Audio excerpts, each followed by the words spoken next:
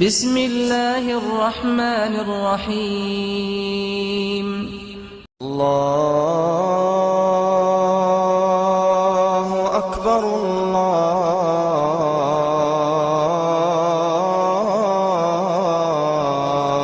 اکبر اللہ اکبر اللہ. کہ میں اب آیت وصیت پر گفتگو کروں، اس کا پس منظر اور بیک گراؤنڈ آپ کے سامنے رکھ دوں. وہ بیک گراؤنڈ، وہ پس منظر ایک حدیث پاک میں، حدیث پاک اس طرح: وان محمد ابن المنکدر سمع جابر بن عبد اللہ رضی اللہ تعالی عنہ یقول مرضت فعادنی رسول اللہ صلی اللہ علیہ وسلم و ابو بکر وهو ماشیا فاتانی فقد اغمی علی فتوضأ رسول اللہ صلی اللہ علیہ وسلم فصب علی وضوءه فافقت فقلت یا رسول اللہ کیف اصنع فی مالی کیف اقضی فی مالی فلم یجبنی بشیء حتی نزلت آیت الموارث. رواہ البخاری فی کتاب الفرائض. میں نے پوری روایت بخاری شریف کی جو کتاب الفرائض میں آپ کے سامنے پیش کر دی. راوی حضرت جابر بن عبداللہ محمد ابن منکدر سے روایت ہے. وہ کہتے ہیں کہ انہوں نے جابر بن عبداللہ رضی اللہ تعالی عنہ سے یہ کہتے سنا کہ میں بیمار ہو گیا. اب جب میں بیمار ہوا تو میری عیادت کے لیے جناب محمد رسول اللہ صلی اللہ علیہ وسلم اور حضرت ابو بکر رضی اللہ تعالیٰ عنہ تشریف لائے اور دونوں پیدل چلتے آئے. وہما ماشیان. اس کا مطلب یہ ہوا کوئی مسلمان بیمار ہو جائے تو ایک مسلمان کا حق یہ ہے کہ وہ اس کی عیادت کو جائے. نبی کریم صلی اللہ علیہ وسلم نے سنا کہ جابر بن عبداللہ بیمار ہیں. ابو بکر کو ساتھ لے کر کے آپ پیدل چلتے ہوئے ان کے پاس آئے. وہما ماشیان. دونوں both of them were walking. دونوں آدمی پیدل چل رہے تھے. ماشیان بتایا گیا. ماشیان کسی چیز پر سوار ہو کر کے نہیں، پیدل آئے. اور جب میرے پاس آپ پہنچے تو فقط اغمی علیہ، میرے اوپر بے ہوشی طاری ہو گئی تھی. نبی کریم صلی اللہ علیہ وسلم نے دیکھا کہ وہ تو بے ہوش ہے تو آپ نے وضو بنایا. فتوضأ رسول اللہ صلی اللہ علیہ وسلم. رسول اللہ صلی اللہ علیہ وسلم نے وضو بنایا. وضو بنانے کے بعد وضو کا جو بقیہ پانی تھا وہ میرے اوپر چھڑک دیا. فصب علی وضوءہ، اپنے وضو کا پانی میرے اوپر اڈیل دیا. فافقت، مجھے ہوش آ گیا، مجھے افاقہ ہو گیا. جب مجھے ہوش آیا تو میں نے جناب محمد رسول اللہ صلی اللہ علیہ وسلم سے ایک مسئلہ پوچھا کہ اللہ کے رسول شاید اس بیماری سے میں جانبر نہ ہو سکوں، زندگی میرے ساتھ وفا کرے نہ کرے.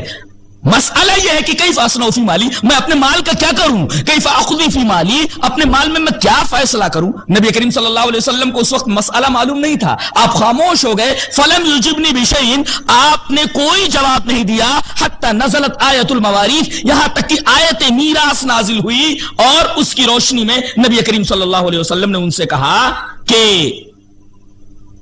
1/3 سے زیادہ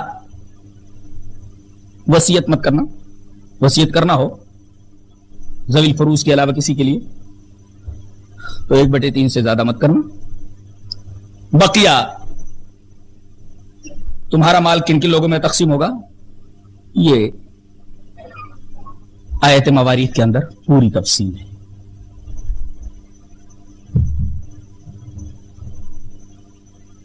یہ اس آیت کریمہ کا آیت میراث کا پس منظر ہے. اور اس کا آغاز ایک لفظ سے ہو رہا ہے، یوصیکم اللہ. اللہ تم کو وصیت کرتا ہے فی اولادکم، تمہاری اولاد کے تعلق سے. گویا یہ قانون وراثت، یہ تقسیم میراث کا ضابطہ، یہ در حقیقت اللہ تبارک و تعالیٰ کی وصیت ہے. اور ظاہر ہے کہ اللہ کی وصیت کا پورا کرنا ضروری ہے. یہ ایک نقطہ معلوم ہوا. دوسری بات یہ معلوم ہوئی کہ اللہ نے جس کا حصہ متعین کر دیا ہے، اب میت اپنی زندگی میں ان کے لیے وصیت نہیں کر سکتا. لا وصیت لوارث. وراثت میں اللہ تبارک و تعالیٰ نے جن کا حصہ متعین کر دیا ہے، مرنے سے پہلے آدمی وارثین کے حق میں وصیت نہیں کر سکتا. اس لیے کہ اگر ایسا کر دے تو گویا اللہ تبارک و تعالیٰ کے قانون میراث کی وہ اصلاح کر رہا ہے، ترمیم اور اصلاح. کہ اللہ تبارک و تعالیٰ کا قانون اس درجے کا ہے کہ کوئی انسان اس میں تصرف کرے، اس میں غلطیاں نکالے اور اس کی اصلاح کرے، ترمیم کرے. اگر آدمی وارث کے لیے وصیت کرتا ہے تو گویا ایسا ہوا کہ وہ اللہ تبارک و تعالی کی وصیت کی اصلاح کر رہا ہے، لہذا وارثین کے لیے وصیت نہیں ہوگی، لا وصیت لوارثین، ایک قانون بنا دیا گیا۔ اور ایک نقطہ یہ بھی ذہن میں رکھیں کہ پہلے پورے مال کو سامنے لایا جائے گا اور سب سے پہلے میت کا قرض ادا کیا جائے گا۔ آپ ایک سوال یہاں کریں گے کہ یہاں معاملہ الٹا ہے، پہلے وصیت ہے اور بعد میں دین ہے، جبکہ ترتیب کیا ہونی چاہیے کہ پہلے میت کے مال سے اس کا قرض ادا کر دیا جائے، تو دین کا تذکرہ پہلے ہونا چاہیے، لیکن دین کا تذکرہ بعد میں ہے، بالکل آیت کے آخر میں ہے، اور وصیت کا تذکرہ پہلے۔ جواب اس کا یہ ہے کہ عام طور پر قرض دینے والا جس کو اس نے قرض دیا ہے اگر نہ دے تو آستین چڑھا کر لے لیتا ہے، تو دینا ہی ہے۔ تو عام طور پر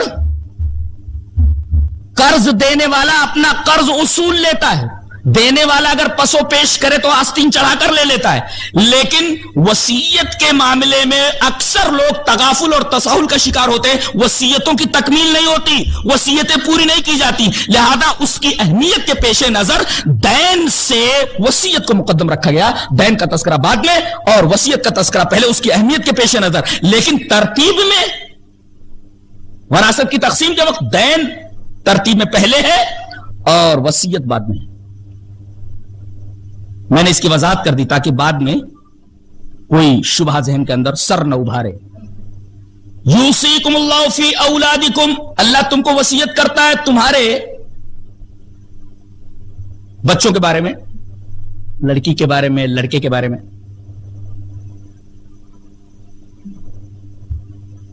اور اگلا ٹکڑا تو انتہائی قابل غور ہے، اس میں عورتوں کا مقام بتایا گیا۔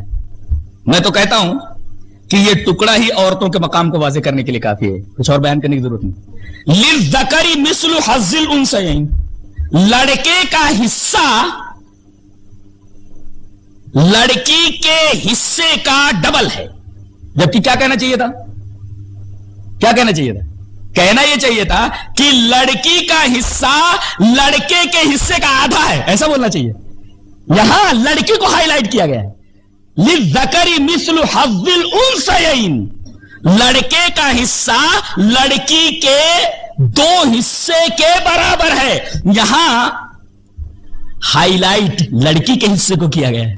اللہ اکبر۔ اور دوسرا ٹکڑا بھی غور کے قابل ہے کہ اس کے اندر بھی عورت ہی کو ہائی لائٹ کیا گیا ہے۔ فَإِن كَانَتْ وَاحِدَةً، اگر لڑکی ایک ہے فَلَهَا النِّصْفُ، تو وراثت میں اسے آدھا مل جائے گا۔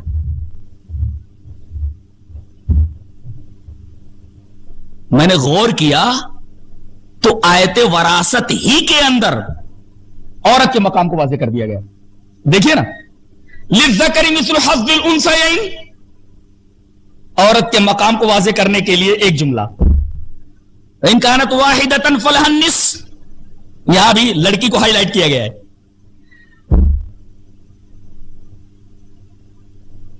اس کے بعد فَإِن كُنَّ نِسَاءً، تیسرا جملہ بھی ایسا ہے کہ اس میں عورت ہی کا تذکرہ کیا گیا ہے۔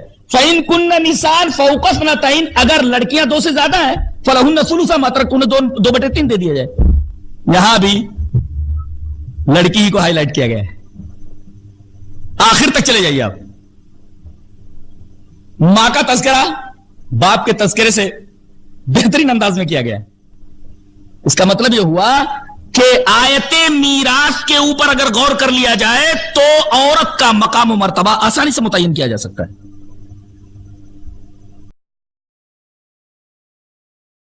اقرأ أخيا ورتل القرآن اصبح بصوتك اسمع الأكوان اقرأ كلام الله داوي نفوسنا لنحس في أعماقنا الإيمان. كم من فؤاد